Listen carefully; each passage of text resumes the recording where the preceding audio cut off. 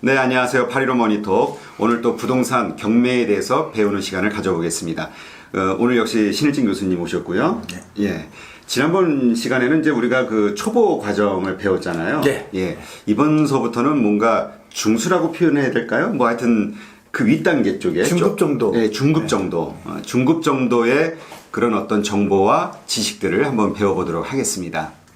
먼저 우리 이제 경매를 바로 들어갈 때 지난번 시간에도 얘기하셨지만 뭐 사설 경매 사이트들도 있지만 어쨌든 이제 법원 경매를 네. 기본으로 했을 때 그 인터넷에 치면은 왜 대법원 그 법원 경매 사이트가 예. 나오지 않습니까? 네, 맞습니다. 그것을 활용해서 경매에 좋은 물건을 찾아내는 법. 요거를 좀 한번 알려주시죠. 좋은 물건을 찾는 거는요, 일단 가장 기본적인 본인이 잘하는 데를 하는 게 좋을 것 같아요. 어느 지역에 대해서 잘하는 지역을 찾아서 가는 그 방법이 최고 좋고요. 저희 같은 경우는 경매 정보에 나온 것들을 다 검색을 해요, 하나하나.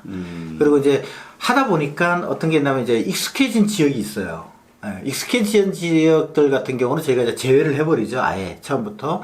그 다음에 또 물건을 또 이제 걸러내는 방법이 있는데, 예를 들어서 상가 같은 경우 제가 이제 상가 쪽으로 전문적으로 하다 보니까 상가 같은 경우는 하지 않아야 되는 물건을 안 해요. 예를 들면 뭐 이제 테마형 상가, 우리 흔히 말하면 종합적인 쇼핑몰, 뭐 두타라든가 뭐 밀리오레 이런 것들 관련된 거는 저희들은 아예 하질 않아요. 그걸 아예 배제해놓고 내가 잘하는 지역 중에서 선택을 해서 하시면 좋은 물건 찾을 수 있으실 거예요.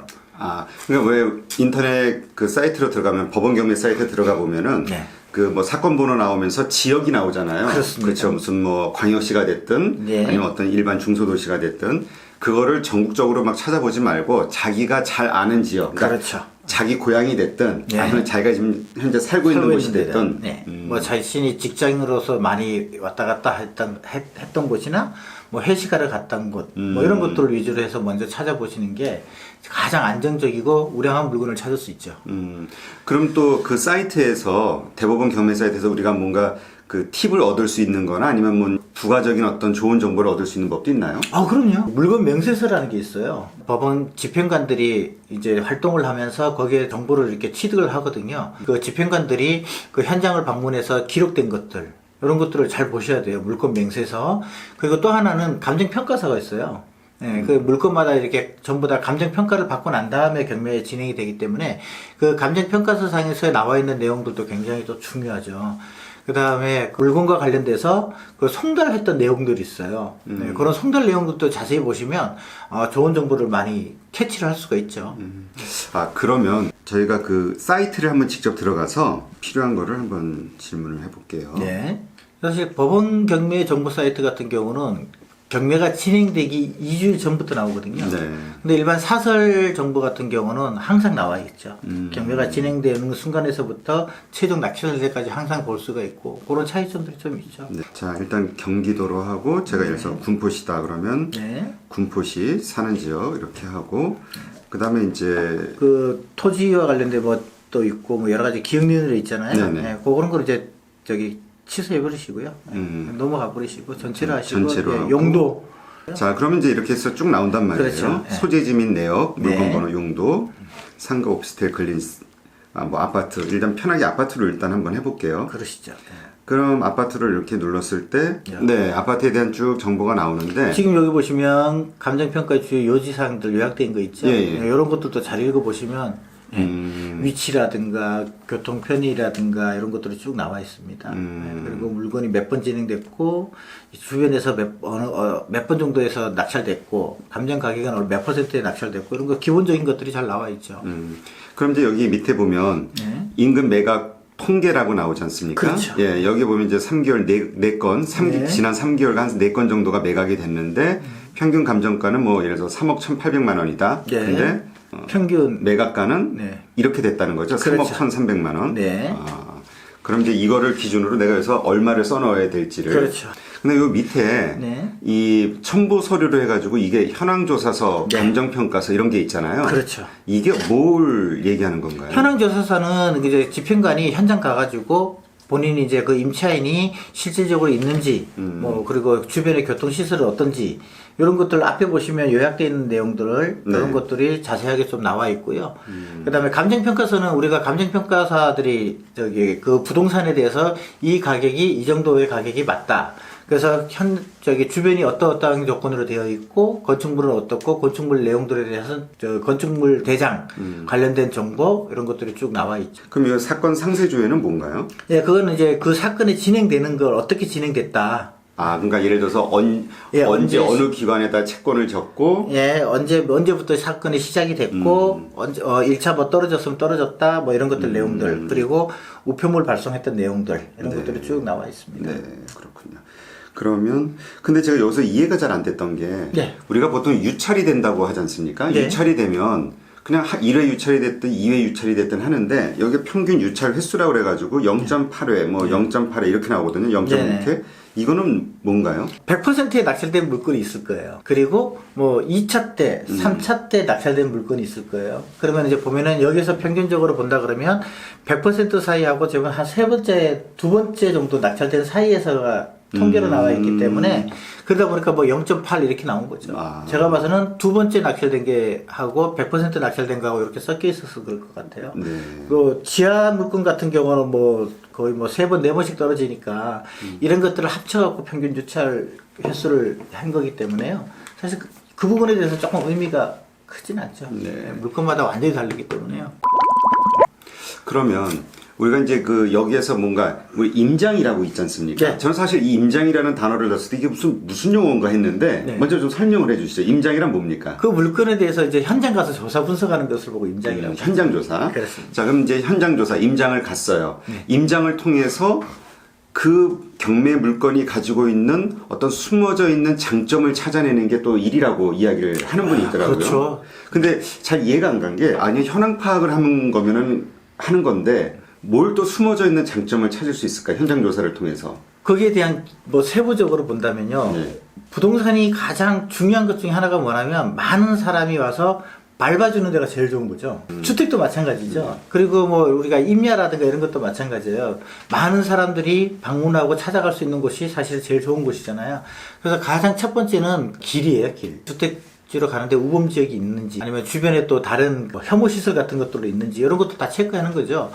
근데 이제 여러 가지가 있어요. 임장도 단순하게 이제 그 물건에 대한 것만 하는 게 아니라 그 물건에 포함되어 있는 숨어 있는 것들, 뭐 위장 임차인들 같은 경우는 우리가 서류상에서 찾아내기 힘들어요. 그러면 이제 주변에 탐문 조사하는 거, 주변에 뭐 관리사무소 가서 물어본다든가 부동산 사무실 물어본다든가 이런 것들 전체적으로 보고 임장이라고 하기 때문에 어느 거 하나를 톡 집어서 얘기하기 참 힘들죠.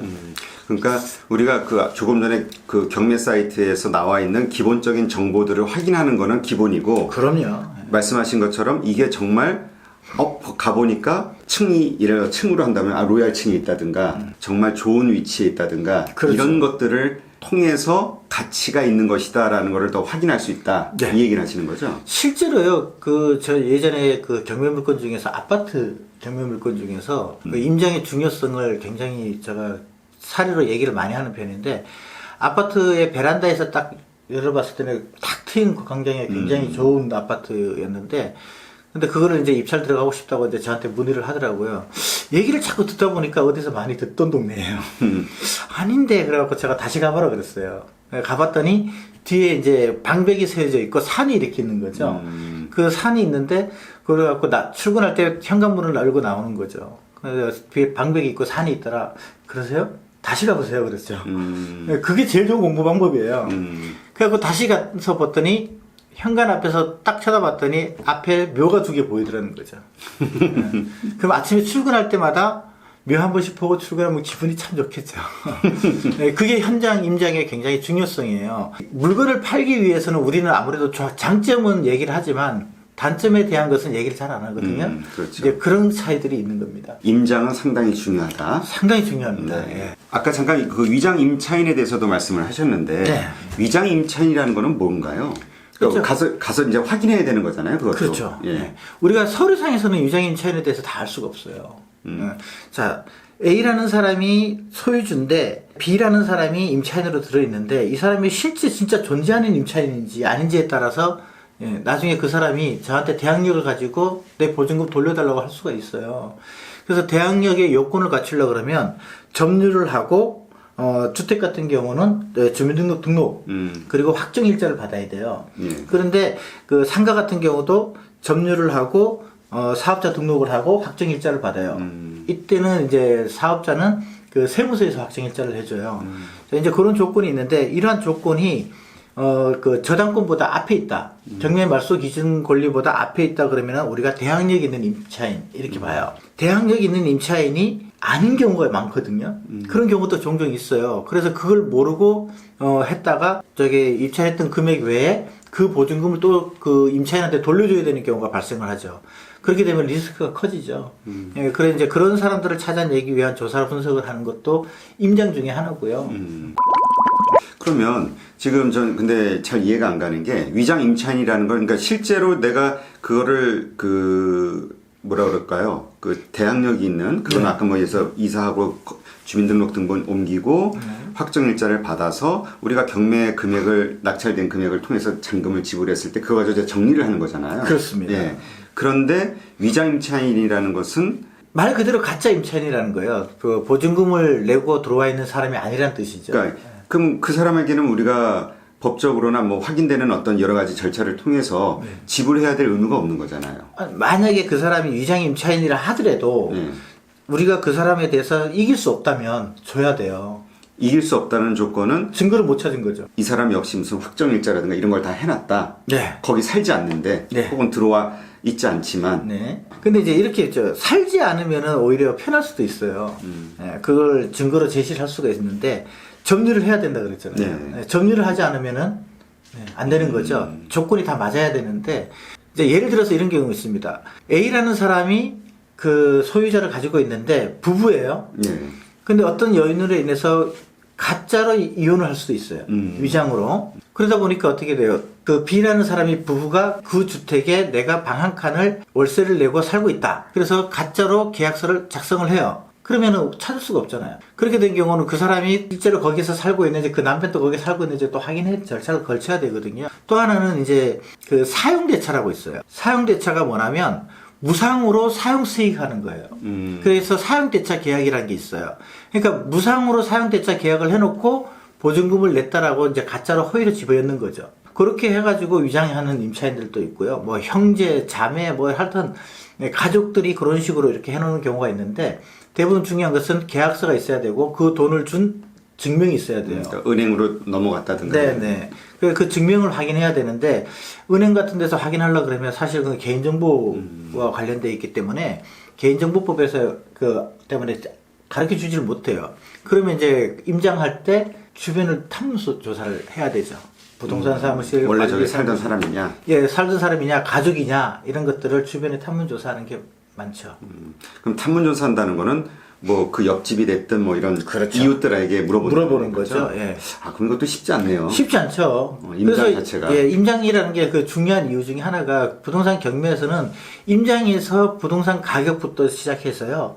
저 사람에 대한 어떤 정보를 캐치할 수 있는 가장 훌륭한 방법 중에 하나죠.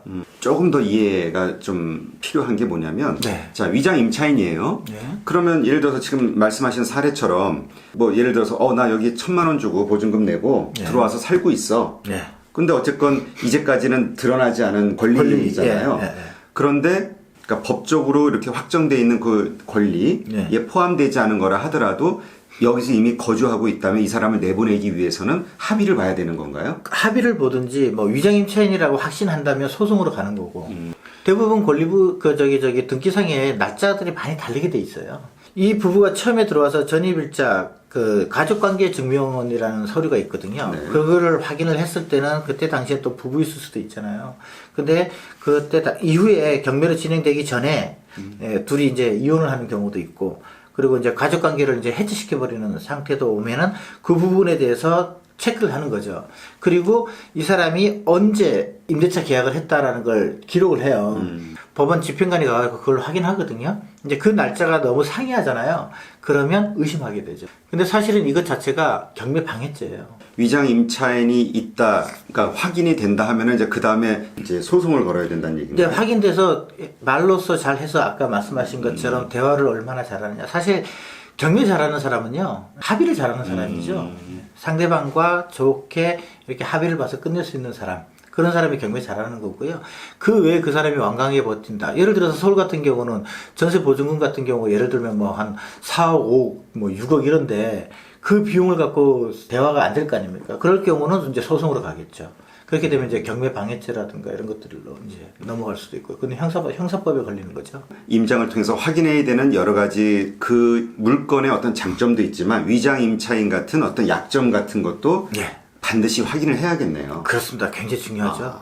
예, 임장이 얼마나 중요한지 경매에 있어서 예, 오늘 이 시간을 통해서 저도 이제 알게 됐습니다.